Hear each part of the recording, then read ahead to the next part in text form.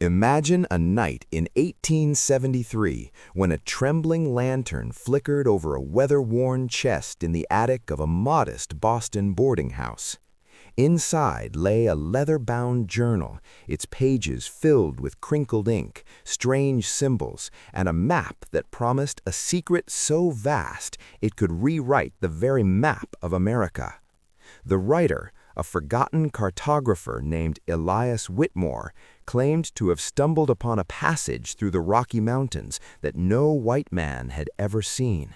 A hidden valley where the air sang with colors, where a civilization older than the pyramids thrived in silence. As the wind howled outside, the reader felt an irresistible pull, as if the journal itself whispered, "Turn the page, and you shall hear the heartbeat of a lost world." Elias Whitmore had never meant to be a hero. Born in 1824 to a family of modest merchants in New Haven, Connecticut, he grew up with a restless curiosity about the world beyond the harbor.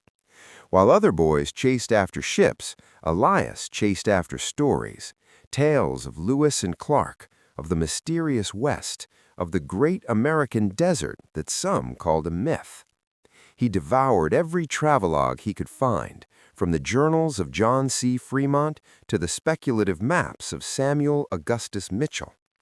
By the age of 24, he had apprenticed under a surveyor in Ohio, learning to read the lay of the land with a compass and a theodolite, and to sketch the contours of hills and rivers with a steady hand.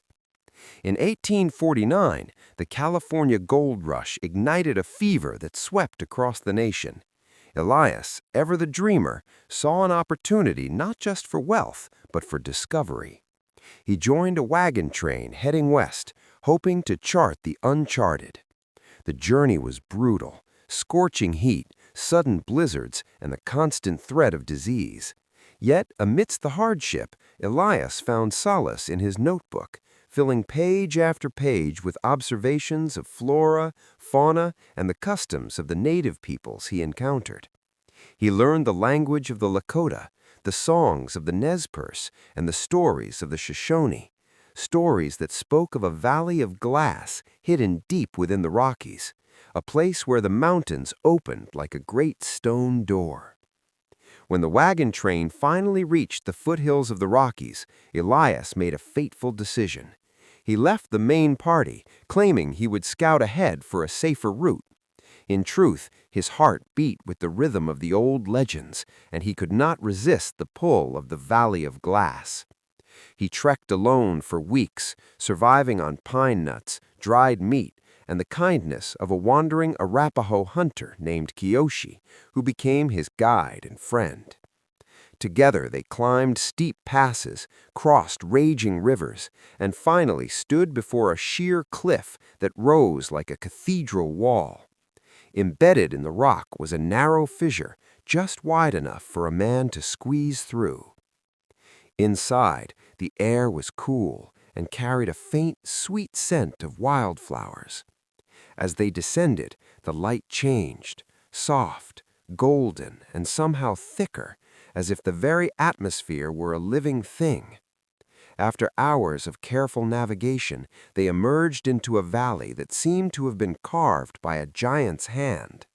The floor was a mosaic of smooth stone, reflecting the sky in a way that made it appear as if the heavens themselves had fallen to earth. Trees with transparent leaves glowed faintly at dusk, and in the distance a city of stone rose, its towers spiraling toward the clouds, their surfaces polished to a mirror shine. Elias's breath caught in his throat. The city was unlike anything he had ever seen. Its architecture blended the symmetry of ancient Greece with the organic curves of Art Nouveau, yet it was unmistakably alien. The streets were empty, but the air thrummed with a low, resonant hum, as if the city itself were a living organism, breathing in rhythm with the wind. Kiyoshi, eyes wide with awe, whispered, "We have found the place of the spirits." For 3 days, Elias and Kiyoshi explored the silent city. They discovered libraries carved into the mountains, filled with scrolls made of a material that resembled vellum but shimmered with an iridescent hue. The texts were written in a script that combined glyphs reminiscent of Egyptian hieroglyphs, Mayan stelae, and an unknown alphabet that seemed to pulse when touched. Elias, with his background in cartography, felt an inexorable connection to the symbols, as if his own hand had once traced similar lines.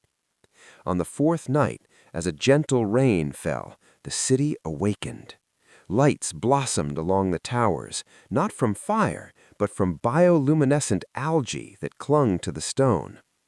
A procession of beings, tall, slender, with skin that shifted colors like oil on water, emerged from the central temple.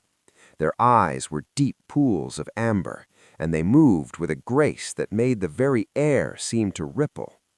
They communicated not through words, but through a cascade of images that flooded Elias's mind, a history of a civilization that had flourished long before the continents drifted apart, a people who had mastered the art of manipulating light and sound to shape matter itself.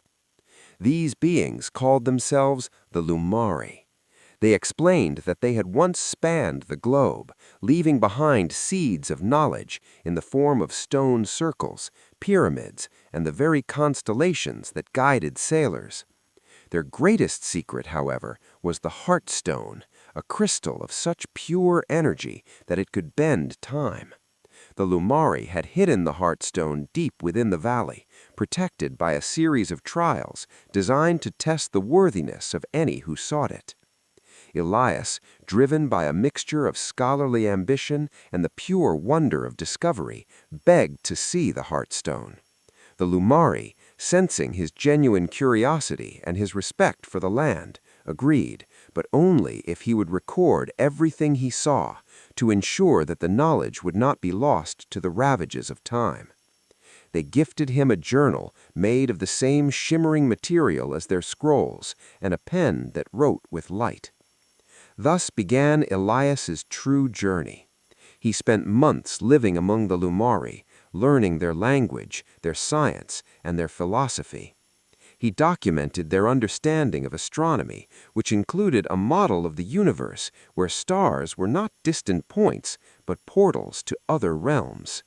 He learned of their engineering feats, cities that floated on magnetic fields, bridges woven from pure light, and a network of tunnels that connected the valley to other hidden sanctuaries across the globe.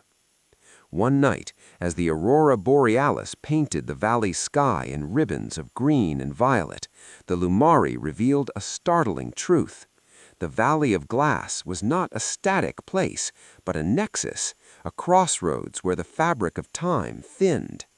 The Heartstone was a key that could open doors to other epochs, but it required a guardian, someone who could walk between worlds without being consumed by the currents of time. The Lumari chose Elias, not because he was the strongest or the bravest, but because his heart was a perfect balance of curiosity and humility. The trials were many.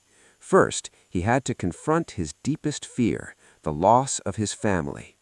In a vision, he saw his mother's hands, weathered but warm, reaching out to him across a sea of fog. He felt the pain of leaving them behind, but also the realization that his journey would bring knowledge that could benefit future generations. By facing this fear, he unlocked the first gate, a doorway of swirling mist that led to a cavern filled with crystal formations that sang when touched.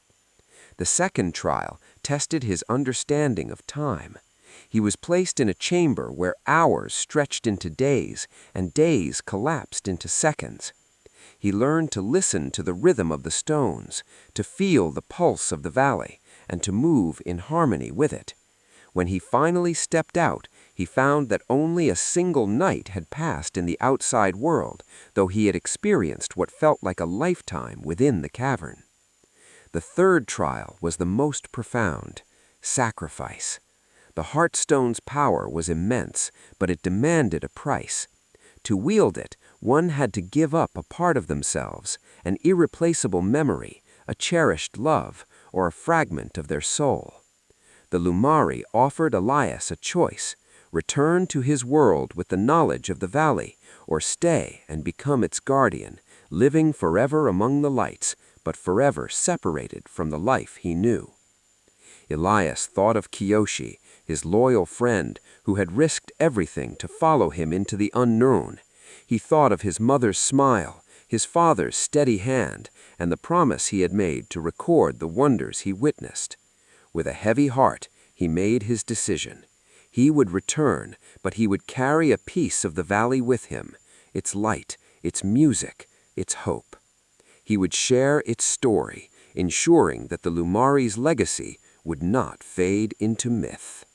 The Lumari honored his choice. They bestowed upon him a small, faceted stone, no larger than a pebble, that pulsed with a soft, steady glow. "This is a fragment of the Heartstone," they said. "It will guide you, and one day, when the world is ready, it will call you back." Elias and Kiyoshi began the arduous journey back to the world above. The passage through the fissure was treacherous. The walls seemed to shift, and the air grew thick with an otherworldly resonance.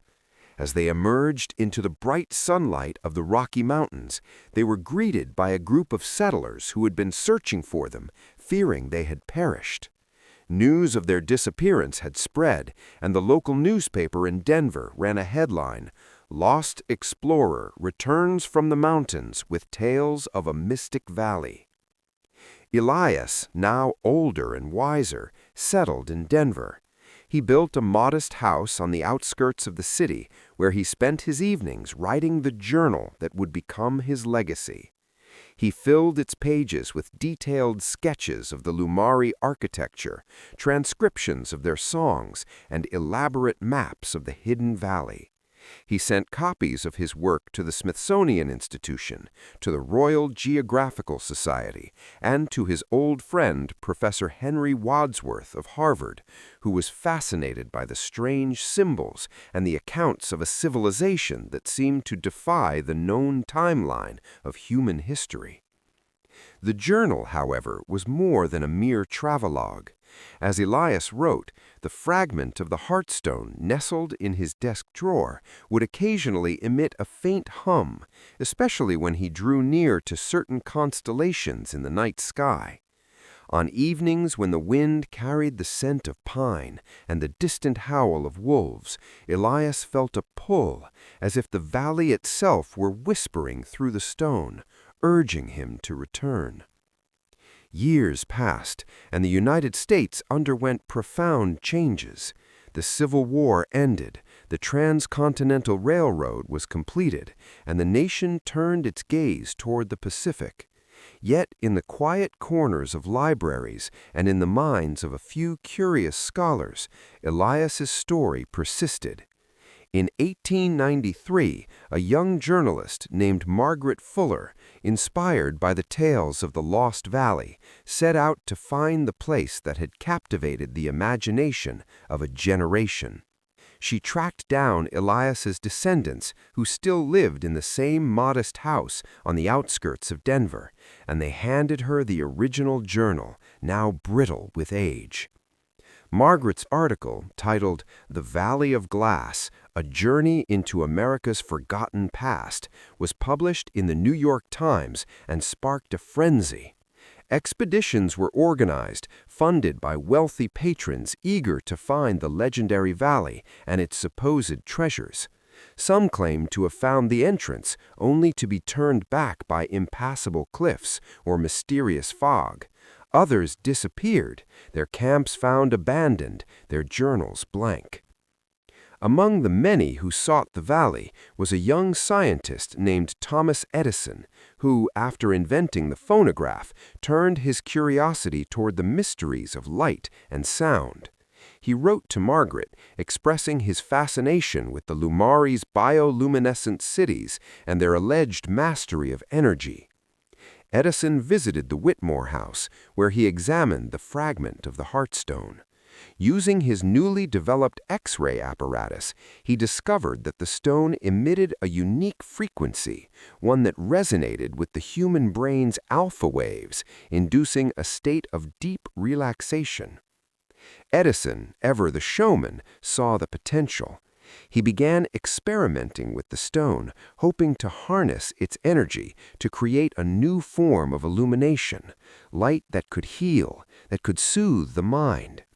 He built a laboratory in Menlo Park where he and his team worked tirelessly, guided by the faint glow of the Heartstone. Their experiments were successful beyond imagination.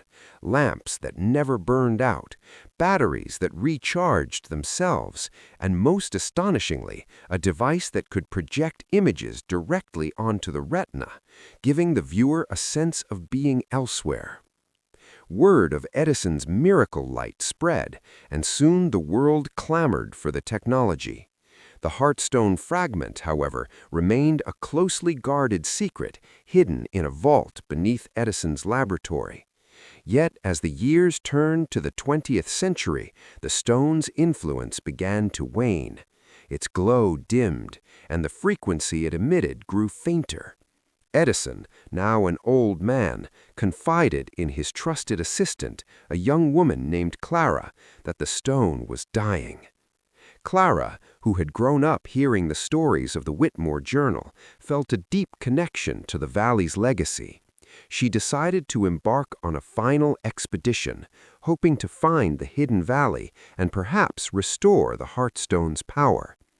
She gathered a small team, a geologist, a linguist, a photographer, and a Native American guide named Tala, who claimed descent from the Arapaho who had once guided Elias.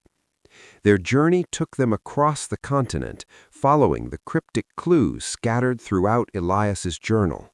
A star map etched onto a piece of bark, a series of stone markers aligned with solstices, and a poem that spoke of the river that sings beneath the moon's reflection. After months of travel, they stood before the sheer cliff that concealed the fissure, just as Elias had described. Using modern equipment, laser rangefinders, drones, and ground-penetrating radar, they located a narrow opening concealed behind a waterfall that cascaded into a hidden pool. Inside, the air was cool, and the faint hum of the Heartstone resonated through the stone. As they ventured deeper, the walls began to glow, revealing the same iridescent script that Elias had copied decades before. The team felt a sense of awe, as if the valley itself recognized their presence. They arrived at a vast chamber, at its center a pedestal on which rested the Heartstone, whole and radiant, its light pulsing in harmony with their heartbeats. But the chamber was not empty. From the shadows emerged a figure, tall, luminous, with eyes that seemed to hold the depth of the cosmos. It was a Lumari, the same being who had once spoken to Elias. "You have come," they said without words, "to heal what was broken." Clara stepped forward, holding the fragment of the Heartstone that Edison had kept. As she placed it into a recess in the pedestal, the whole stone began to glow brighter, its light spreading through the chamber, through the tunnels, and out into the world above. The valley's energy surged, and for a moment time seemed to stand still. Visions of the Lumari's ancient civilization flooded the minds of the explorers. Cities floating on clouds, oceans of glass, and a universe where humanity was but a thread in a vast tapestry of life. When the light faded, the Lumari spoke again. "The secret of the Heartstone is not power, but balance. It can heal, but it can also corrupt if sought for selfish gain. You have proven your worth, not by taking, but by returning."